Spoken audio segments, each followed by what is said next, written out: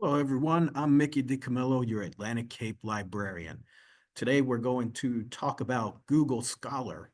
But before we do, my contact information is here. You can send me an email directly to my Atlantic Cape email address, or you can reach me through the library's general email address. That one's easier to remember. It's library@atlantic.edu. And remember, I'm in your Blackboard shell with you, so you can send me a message in Blackboard. Just look for my name, Michael DiCamillo, and you can send me a message directly there. So today, a few words about Google Scholar. Google Scholar can be great for finding sources. It's very familiar to you because you probably have used Google to search for things in the past, so it makes it very easy to search. And it has many types of sources. You're going to find articles in Google Scholar, book chapters, and a wide variety of different types of research reports. But there are some problems with Google Scholar. Sometimes students have a hard time telling the difference between the articles and the reports and the book chapters. And if you're looking for peer-reviewed journal articles, which sometimes you are assigned to do, students sometimes have a hard time in Google Scholar knowing for sure if what they're looking at is indeed a peer-reviewed journal article.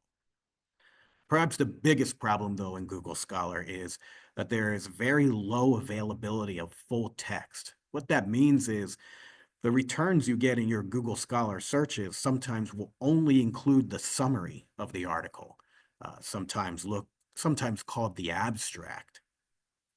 Sometimes you might only get the first page of the article. And there are all sorts of other paywalls that you may hit and other types of dead ends. That can be pretty frustrating, but don't worry, the library can help with this. I have some very simple solutions for those of you who want to use Google Scholar and want to get around the problems that can arise. I'm going to show you a Google Scholar search that I recently did, a simple search on artificial intelligence and music education. As I come into my search here, a couple of things to note. I clicked on this button to show only articles since 2024. In this case, I'm just looking for articles in the past year, but you can create your own date range.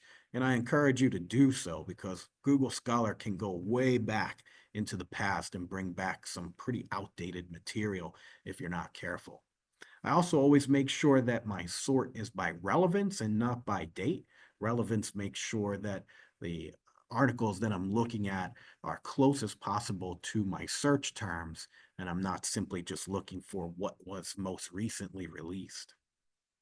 As I go through my search results list here on this first page, the thing that jumps out at me is there is indeed very little full text, meaning that the only articles where I can actually read the entire article happen to be these two articles right here, noted by the PDF over here in the right margin of the page. So let's click on this one that does have full text. And if I look at it, I come across the abstract. And if I read the abstract and the article is interesting to me, I need to find out if this is indeed a peer-reviewed journal article. How would I know that? It does say that it is an international journal, but maybe it is peer-reviewed and maybe it isn't. So there's a simple solution for you if you want to make sure that what you're looking at is a peer-reviewed journal article. If you come over here to the word cite, and I click the cite button, it's going to bring up citations. You work in MLA, so click on the MLA citation there and copy it. You're going to take that citation and you're going to send me an email. So you want to know if the article is peer reviewed. So you can send the email to library@atlantic.edu, write in the subject line, peer reviewed, question mark, and just briefly, is this article peer reviewed? Then you're going to paste in that citation that you took out of Google Scholar. You can go ahead and send that email, and either myself or one of the other librarians here will use that information that you sent to confirm that this is a peer-reviewed article or let you know that it is not. And you'll get an email back from us letting you know one way or the other. And if it is what you need, then you can proceed. If it isn't what you need, then you can look for something else. And oftentimes we might give you a couple of other options based on what you sent us. If you're looking for peer reviewed, we might send you a couple of peer reviewed options for you to look at. Now, the other problem with Google Scholar is that a lot of times there is no full text, right? So we have all of these returns here, but the majority of them don't have full text. For instance, if I click on this first article and I come here and I get the abstract, remember the abstract is the summary. I look at the summary and let's say, yeah, I like this article. I'd like to read this article in full. And there's the green button. It says, read this article. Things are looking good. When I click on the read this article button, it takes me to a paywall and says that if you want to read this article, you have to pay $64. Don't pay money on Google Scholar for articles. Oftentimes are very expensive, and you can get them for free from the library. All you need to do is simply go back to your Google search. This was the article that we were interested in. Click that cite button again.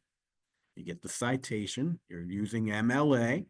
So go ahead and choose the MLA citation, copy it, go over to your email, and you're going to send an email to library@atlantic.edu.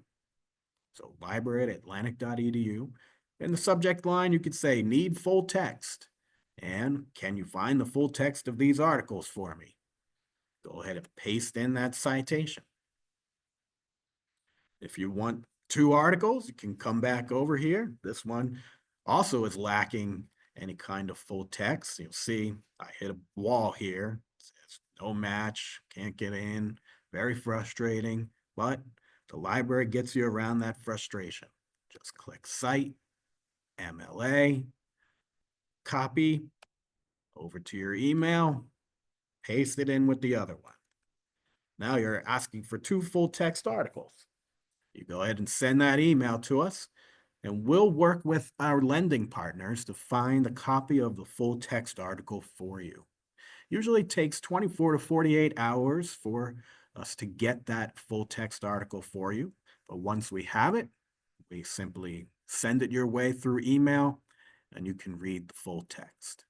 So Google Scholar is a very useful tool for finding resources, but it does come with problems.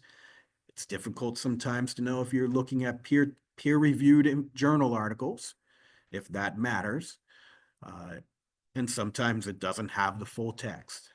But by using that cite button there and capturing the MLA citation, sending that citation to library@atlantic.edu, you can get what you need, either a response about whether the article is peer-reviewed or get the full text, usually within 24 to 48 hours.